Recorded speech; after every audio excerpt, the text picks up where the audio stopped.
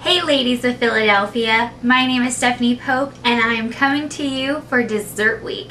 Let me tell you, oh man, this week I've been looking forward to the entire contest because dessert is my specialty. I started with cakes and cookies, more like decorating the cookies, but really any type of dessert is something I love to make. And today I'm making for you my pretzel berry pie. And to tell you a funny story, I brought this to a family function because that's always what I bring. I always bring dessert. And I also brought one of Paula's recipes, her gooey toffee butter cake, which luckily I had as a backup. And then, so my pretzel berry pie, I start cutting into it and it kind of sinks. And I look and I'm so embarrassed, but you know how family is, they try it anyway, and they gave really great feedback and they said the flavor's great, but the gooiness, man, is just a little bit too much. So I reworked the recipe and that's what I'm going to show you here today with one of my favorite ingredients, Philadelphia cream cheese, but not only plain, it's strawberry. And that is the best thing or flavor that I love myself. Strawberries are my favorite.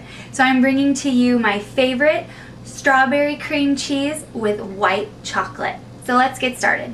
So let's take a look at our ingredients. First, we're gonna need our Philadelphia cream cheese, our strawberry.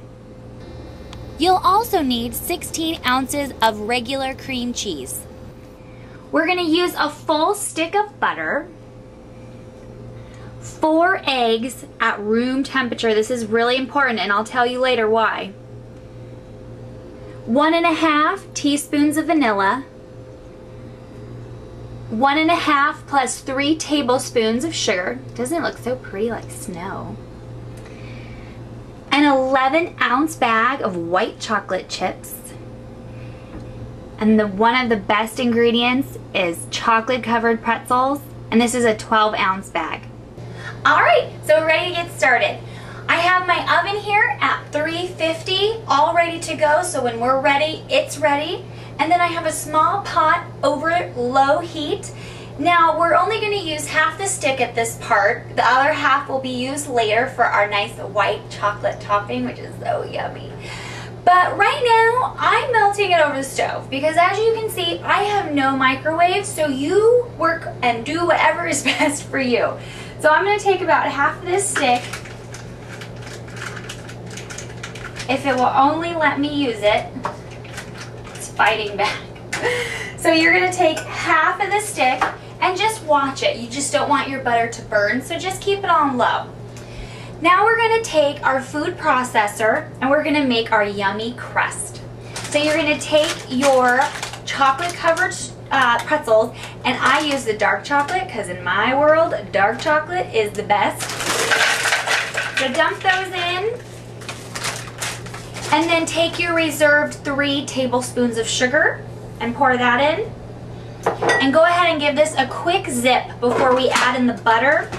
This is going to make it easier to incorporate the butter if we give it a little bit of a zip first. So I just pulse it.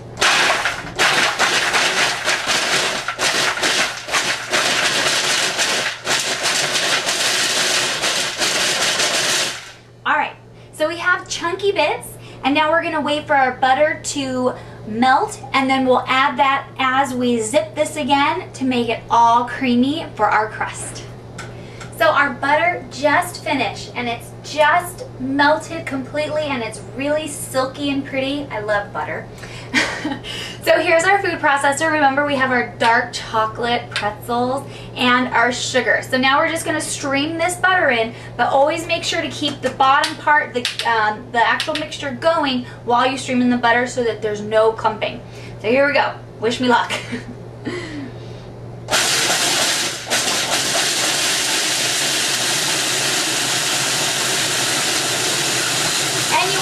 Keep this going for at least a minute. It's almost done.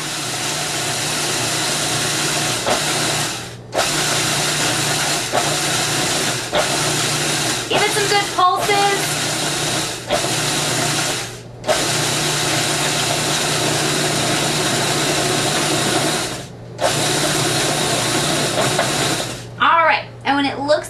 combined and it's all really dark and rich because the butter changed it that color, that's when you know you're ready. So here's our mixture. Take a look at this. Ready? Look at that. Oh, yum. Yummy pretzels. There was a big chunk and I ate it. Shh. Now what you're going to do is you're going to take the mixture and you're going to press it into your pie pan. All right, so here's our mixture in our pie pan. It looks like a ton, a big mound of pretzels, but it actually will flatten out really well. Oh my gosh, do you see what I see? Oh, it's a pretzel. I'm going to eat it. Oh, yum.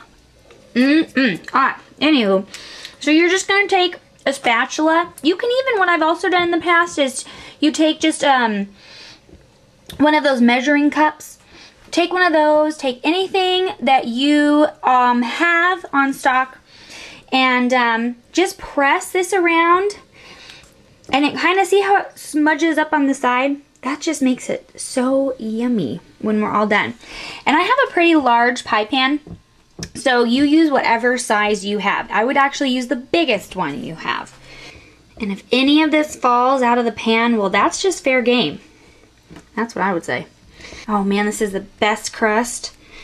All right, so now we're gonna get going with the filling.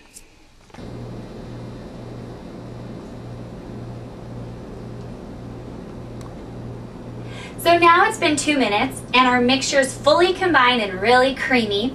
We're gonna add in our room temperature eggs. It's important to have them at room temperature because I did this kind of experiment. I wanted to see if it was really gonna make a difference. And let me tell you, I had one cake with a huge crack in it and one cake that was like, oh, and beautiful and fluffy. So it does make a huge difference to have a room temperature. So again, I have 4 eggs. I'm gonna just throw them all in. Put the actual machine on about medium speed, and then we're gonna add in our vanilla. And the cool thing with my vanilla is that I make my own vanilla. I take 2 vanilla beans and I slice them and I put them in a little jar like this, and I use rum. So my pie has a little bit of rum vanilla in it. So you use whatever vanilla you have. So our pie is all done, our filling's inside, our crust. All you want to do is pour enough filling just so that you can still see the crust. So it's really pretty right now. It has that little pink hue to it. So we're going to have it in a 350 oven and we're going to bake it for about 30 minutes. I have an electric oven, so it may vary with your oven.